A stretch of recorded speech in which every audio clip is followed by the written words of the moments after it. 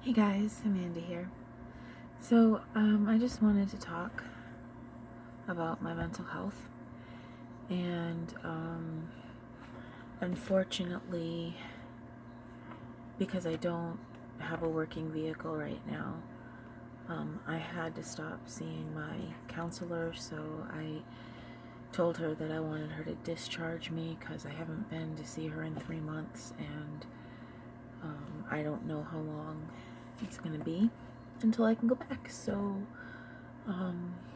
I would rather somebody else have that spot and get something out of it than me just holding it up and no one's going to see her. So, I mean, I'm okay with that. So, on top of that, since I'm not seeing a psychiatrist right now because of needing a car that runs, I haven't been to see one, and so I don't have any meds to take. I still have some like leftovers of the amitriptyline that helps me sleep. But as far as mood stabilizers, I cannot take Lamictal anymore. It gives me a rash all over my face. So, and it burns and it hurts. So, my body just doesn't agree with Lamictal. So I'm not going to be taking that anymore. But what I would, like to do, I would like to go back to taking lithium. And I was fine when I was on lithium the first time. The only reason that I stopped taking it is because I had gone to see a different doctor, and that doctor was against prescribing lithium. So it actually was working for me. So that's the only reason I was taken off of it. And once I'm able to go back, I'm going to talk to whoever it is about that, going back on lithium. Because I think that that would be a good medication for me to go to, and I think it would help. It's been years since I've taken it, so I don't know if it would work the same or whatnot. I don't know, but that's something that I want to address once I'm able to go back. And I was also, thinking about leaving the counselor I was with anyway, because she just teaches DBT, so it's always there in the moment and that's it. There's no cognitive behavioral therapy with it, and that is what I need. I only went to the DBT program because, like, where I was, I needed it at that time. But I still need to deal with all kinds of stuff that I was starting to break through the surface of that on certain things. So that's what I need. I need CBT, and I need a new psychiatrist once I'm able to attain those goals. So, right now I'm just maintaining the best that I can. I have, I think, been having some symptoms.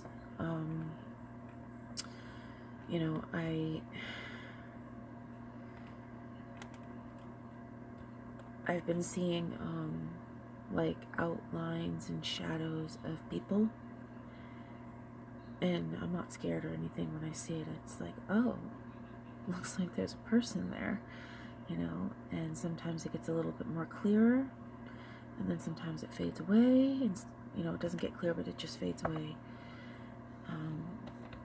And my emotions have kind of been up, down, up, down, up, down, up, down. I mean, I don't know. I wonder if, the sleeping and the dreams and, seeing those figures, outlines and shadows of people, and, my mood is fluctuating. I think those are all signs. I mean, it's not anything too serious, but I am aware that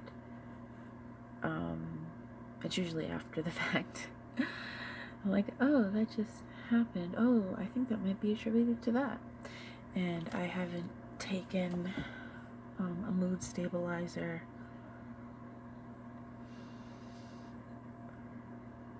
I don't know, it's been a while. It's been a while. Months. And I think that now that all of the mood stabilizer that I was taking, which was Lamictal, is out of my system, my body's like recalibrating, and it's starting to create its own system, I guess you could call it. And but I think, through that, there might be these little symptoms emerging.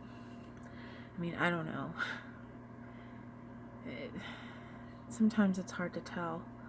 I mean, I haven't been able to sit down with a counselor and talk about things. And, there's been a lot of stuff that I've been dealing with. I know that I've had a lot of anxiety about, certain things, but, I don't know. I think considering, just all the stuff that I have gone through this year, and a lot of it has been loss, like loss and change. And I think, considering the things that I've had to deal with and are still dealing with, I think I've done pretty well with my mood and stuff like that. I do get anxiety. It's like it's so quick sometimes, and I think why it's so quick is because what's happening is my brain is thinking, oh my god, that's a threat, and immediately my reptilian brain starts reacting, and that's something you can't control. It's involuntary. It's in every human being.